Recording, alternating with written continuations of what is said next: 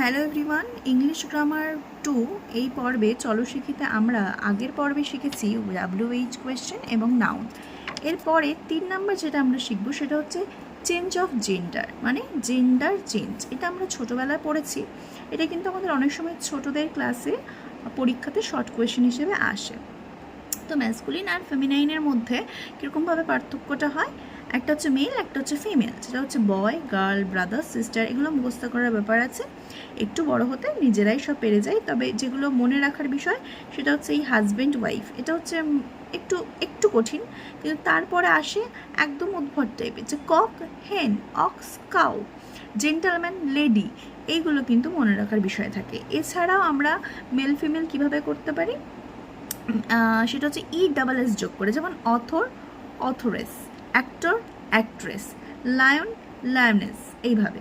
এছাড়াও যোগ করে, যেমন সুলতান, সুলতানা, এরকম বিভিন্ন রকম ওয়ার্ড বা লেটার যোগ করেও কিন্তু জেন্ডার চেঞ্জ করা যায়। এছাড়া কমন জেন্ডার বলে একটা আছে, যেটাতে কিন্তু কোনো জেন্ডারকে আইডেন্টিফাই করা যায় না, যেমন বেবি, পার্সন, ফ্রেন্ড, প্যারেন্টস, এখানে কোনো কিন্তু জেন্ডারকে আইডেন্টিফাই করা যায় না।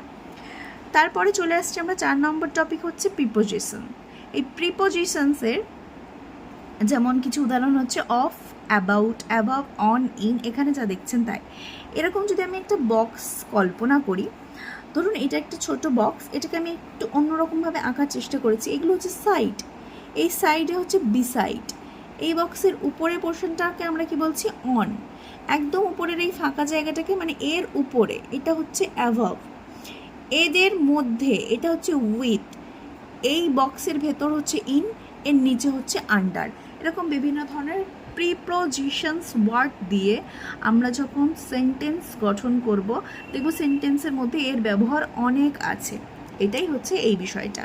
আচ্ছা, কনজাংশনস কি? And, but, both, well, in fact, of course, এরকম বিভিন্ন ধরনের শব্দ দিয়ে যখন আমরা দুটো সেন্টেন্সকে জুড়ব, তখন এর কাজ আমরা সেন্টেন্সে দেখতে পাবো। এরপরে হচ্ছে ইন্টারজেকশনস। ইন্টারজেকশনসে আমরা বেসিক্যালি সব থেকে সহজ ভাষা যেটাকে বলে, আমাদের বিভিন্ন অনুভূতি বা এক্সপ্রেশনকে যখন আমরা কোনো আওয়াজের মাধ্যমে প্রকাশ করি, সেটাই হচ্ছে এটা। যেমন ও, হো, ও, আহ, লো, এরকম হয় না, লো, look, hurray, we won the match. এই যে লো, এই যে আনন্দ করে যে একটা চিৎকার করে যে একটা আওয়াজ, লো, এই শব্দটাকে বের করলাম, এটাই হচ্ছে ইন্টারজেকশন। এর থেকে সহজভাবে মনে হয় না বোঝানো যায়। বেসিক্যালি